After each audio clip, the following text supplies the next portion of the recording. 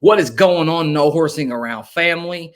Zach Boyd back at it again, just one of two dudes talking Colts football. Now, the question is Colts preview before they play the Bucs tomorrow as we record this on a Friday morning. Looks like we got some good news with Kwity Paye, so just wanted to hit on that really quickly. Bone bruise, looks like he's not going to miss a whole lot of time, so that's really, really nice. Before we get into kind of some things that I'm going to be looking for, a little bit of a players that are not going to play. Doesn't look like Nyheim Hines going to play. Jonathan Taylor won't be there. Obviously, Kwity Paye won't play as well. Ryan Kelly's dealing with some COVID. I think there's 5 starters that won't be on the field, but other than that, they plan on playing them about 1/2. And just want to have an opportunity to talk about what we're looking for in this game. This on the back end. There's some guys that have a chance to make this football team, and it'll be very interesting to see what happens when it comes to that. Number one, I want to see that pass rush. I want to see how that pass rush looks with our actual ones out there. Some of our better combinations with DeForest Buckner, Grover Stewart on the field, all at the same time. Also going to look for that defensive line to hold up against the run. Been very, very poor. We all know that Gus Bradley's defense, typically speaking, doesn't do the greatest against the run, but at least you've got to be solid. You got to be able to hold up, and it really, really count on a lot on Grover Stewart. There's a lot on his plate this year. We just haven't been good, honestly. I mean, we have not been good against the run, and I don't care if it's preseason or not. It's just not a good look. It's just not a good approach. So I want to see us get better there. Offensive line wise, I want to see the depth. I want to see how we look on the offensive line.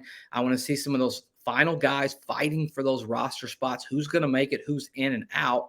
I'd highlight offensive line as probably one of the 4 positions that we're going to look at when it comes to the waiver wire on final cut downs. We might scour and go in and bring another veteran body.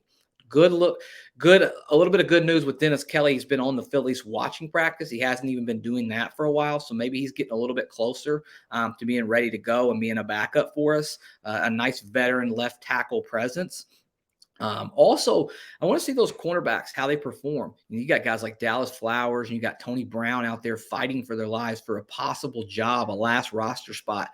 How do they contribute, not only on defense, but can they bring anything to the special teams arena as well? Because we haven't been great on special teams in terms of kickoff coverage. Punt, I've been okay with, but the kickoff coverage has been a little bit lackluster. And we all know that Bubba Ventrone is not going to put up with that as the season goes. He really, really prides us being a top special teams. When you lose guys like George Odom, you think, oh my gosh, you got to let these guys go. You got to find someone to replace them. So I'm looking to see who's the next, George Odom, Ashton Doolin, who do we got there? This wide receiver battle we're going to round out. We're probably going to debate this thing all the way up until the final cut. You got Desmond Patman fighting for a job, Michael Strawn fighting for a job, maybe a Kiki Coty fighting for a job. What's Paris Campbell going to do? He hasn't looked so good here recently. He started off camp on fire.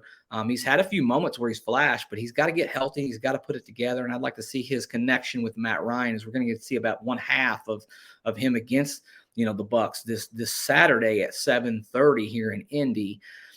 Just overall, I want to have a nice tempo. I want to have a good feel. I want to walk away from this game thinking, all right, we've got some momentum. We've got something to build off of.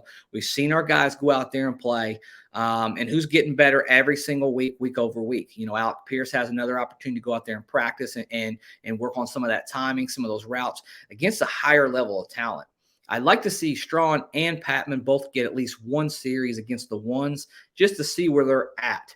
And I expect maybe Michael Pittman Jr. gets pulled out a little bit earlier than most of those other starters, just to give another person an opportunity to step in there and kind of rotate in and out. That'll be a really, really good opportunity for somebody to come out there and seize it and make this team. I'm not completely there yet, but I'm probably leaning towards 6 wide receivers and 3 tight ends right now, unless someone stands out, or unless there's just somebody that we love on the waiver wire once final cuts get made.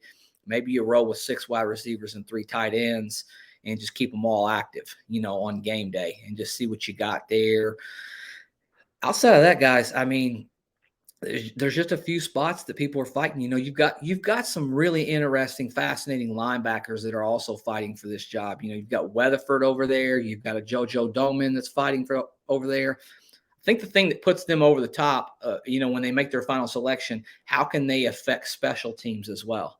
That's so important. Our coverage skills and what can they bring? These guys have just been so close. They're right on that fringe, and I'm interested to see how those linebackers respond. And I want to see some of these guys get thrown in there against a little bit higher level competition. When you're playing a little bit higher level competition, that should bring something out of you. Somebody should stand out. Usually in this game, always two things happen. One person stands out for the right reasons and one person stands out for the wrong reasons. And you'll probably see that again in the final preseason game. A guy who you thought, oh man, I thought he had so much potential, but he just didn't look very good against better competition. And there's going to be that guy, that goes out there and you're like, oh man, he really kind of just planted his flag. He's going to be a Colts football player. Big opportunity for the Odengbos too, with Quiddy not being there. Somebody's got to step in and fill that role. You've got a Ben Banagoo, you've got Odengbo. I don't know if you slide out Tyquan Lewis. I like Lewis a little bit more on the inside, me personally.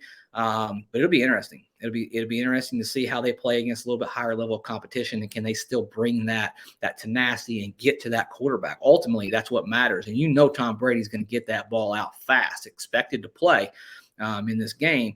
We don't know how much, but he's expected to play and get a little bit of timing as he goes into the season. So big weekend as we get ready for roster cuts. I'm excited about this game. This is what football nerds live for, is the final cut down, as we get ready to put together that final cut down 53-man roster cut podcast for you over the weekend. But until then, guys, go Colts.